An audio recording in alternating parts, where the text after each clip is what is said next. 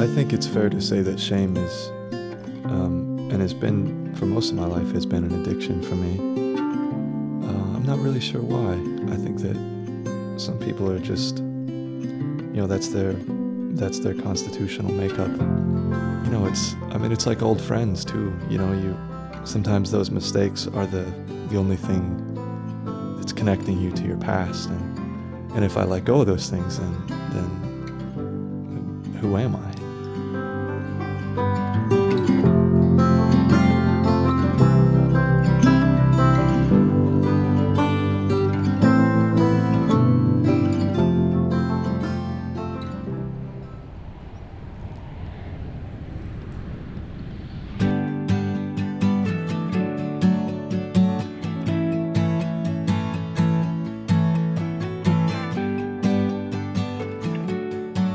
Downtown Utrecht in Holland. We're in the Netherlands right now.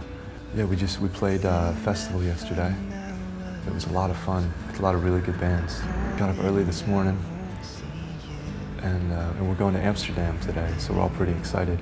The one striking difference, and somebody told me this before the first show that I ever played in Europe, they said, it was a journalist, and they asked me, they said, are you scared? Are you worried that for a lot of the people that you're playing for, they're not really listening to your words? And that scared me shitless, because that's all I have.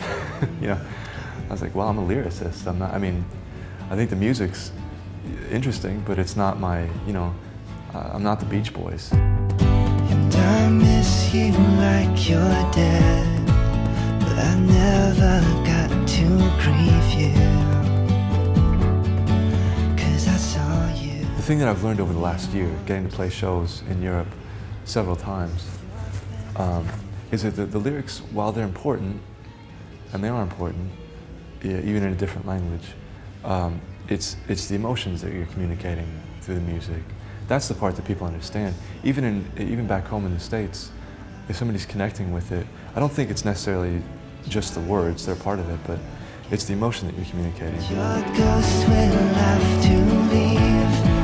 Like a child would his mother, or a lover who has to say. I feel just as welcomed and just at home now here in Europe as I do back in the States, if I'm honest. And I've been accepted here just as much as back home. In a way it's strange, but in a way it's really comforting, because no matter where I am, I feel like it's okay. I can feel a sense of peace and balance.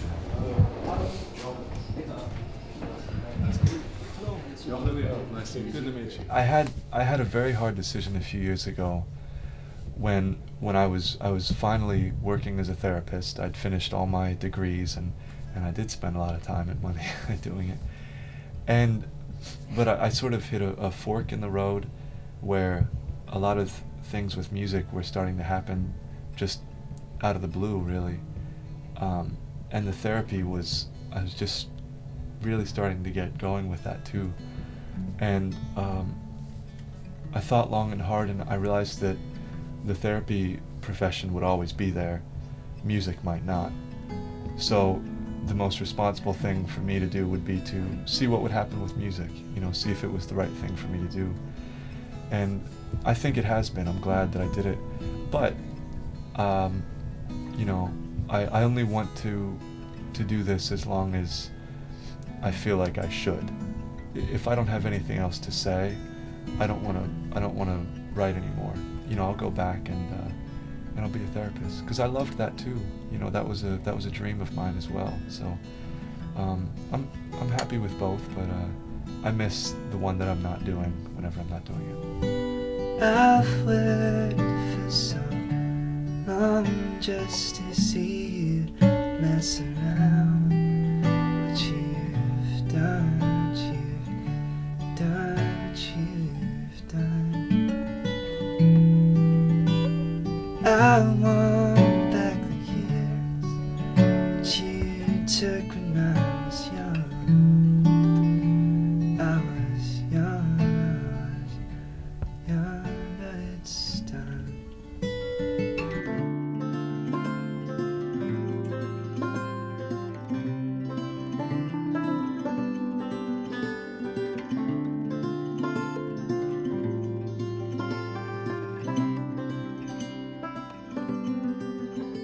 You know, the funny thing is, I've spent most of my life not really in a healthy place.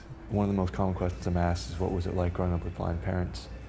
But really, the biggest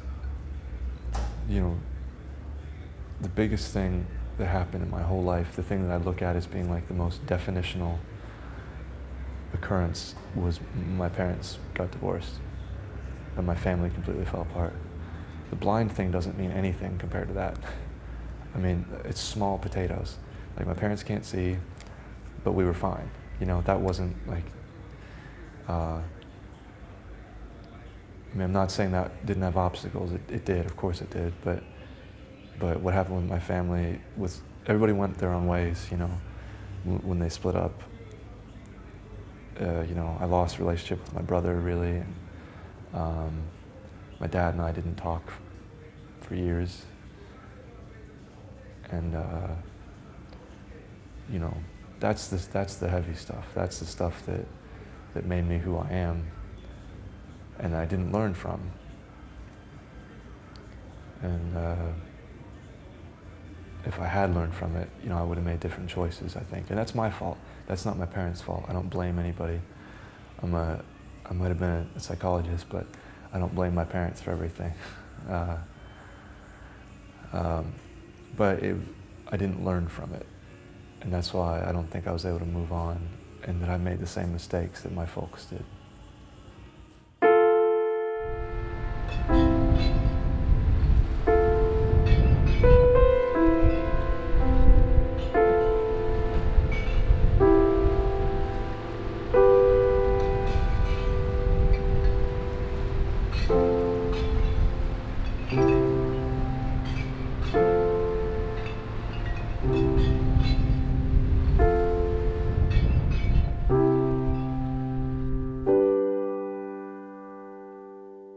I guess I learned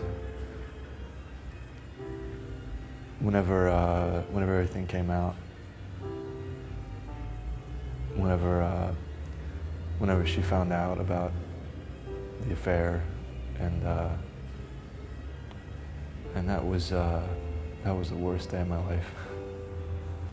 That's when I realized that I was, you know, I was living the same life that, you know, maybe that my dad lived, and I didn't understand what commitment was, and that's when I learned. That's when I saw it.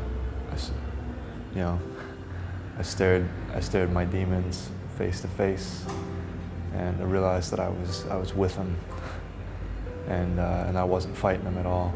You know, there's a blessing in that, though. There really was, because I truly believe that if I hadn't made the mistakes that I did, that I would have at some point made the same mistakes, you know. It was my fault. It was all my fault. But if I hadn't made the mistakes, I don't think I ever would have understood the importance of relationships and taking those things seriously, you know.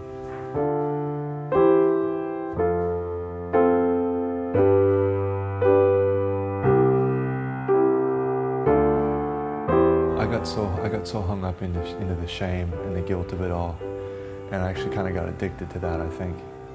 But, you know, I made the choice that it would be better to purge the ideas, to get the thoughts out, get the emotions out, in order for me to be able to heal and move on from it.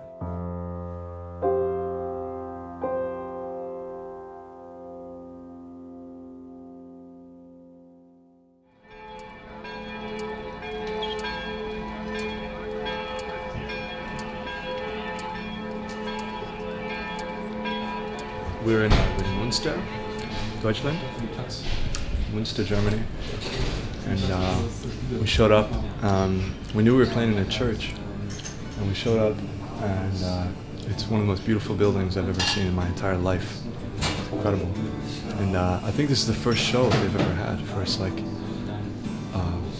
rock show. Not a good moniker for us, but it's beautiful. It's just a beautiful, beautiful building. Kind of humbling to play in a place like this. I feel like the one major similarity with people that are coming to my show is that they have a great longing that they've accepted, to understand the sadness that's in their life, and they want to understand it and they want to move on, you know, from it. That's the best thing I can understand. That's what people tell me, and that's what people write to me.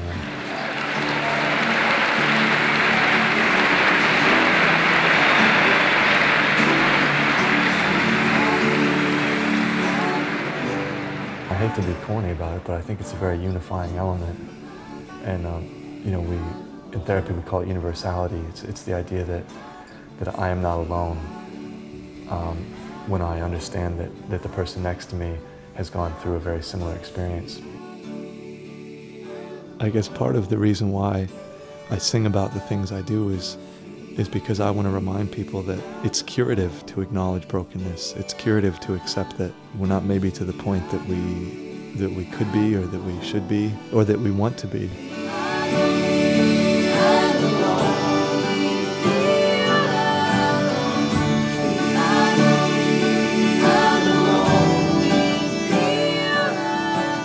The courageous thing is not to beat yourself up. The courageous thing is actually to forgive yourself and to ask forgiveness from other people.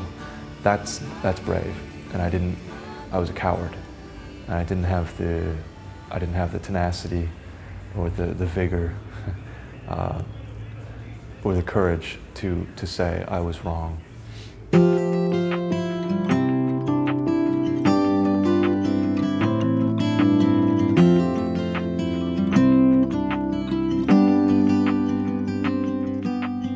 I'm grateful to be in a healthier place. I've never been where I'm at before because everything that I've written up to this point has been extremely pointed and purposeful and situational. You know, I'm happily without a tragedy to have to detail or to process, but as a writer, that's also that can also actually be problematic. You know, honestly, my personal theory on why that we have trouble in this generation is it's divorce. It's the fact that we've started to take love less seriously than our parents did, and our grandparents did, and our great-grandparents did, and that we've moved into a place where we're okay with throwing away relationships if they're not exactly what we want. And I'm guilty of that. There's never a shortage of things to talk about that need to be discussed. You know, the scary part is actually being able to write a song that has a smile on the end of it.